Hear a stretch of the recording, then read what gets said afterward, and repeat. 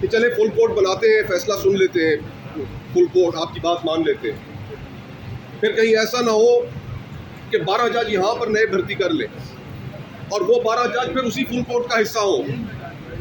मुझे तो ये खदशा है।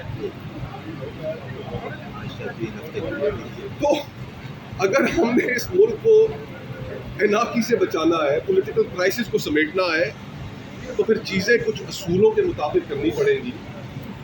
फुल कोर्ट भी बनाएं और फिर ये भी नहीं होना चाहिए कि नए भर्ती किए गए जजेस वो फिर उस फुल कोर्ट का हिस्सा हो। ऐसी ये फिर फुल कोर्ट हमें काबिल कबूल नहीं है।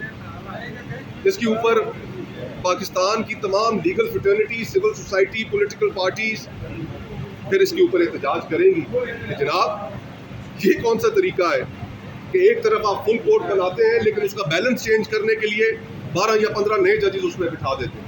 तो ये हमें फिर काबिल कबूल नहीं है। बहुत बहुत शुक्रिया।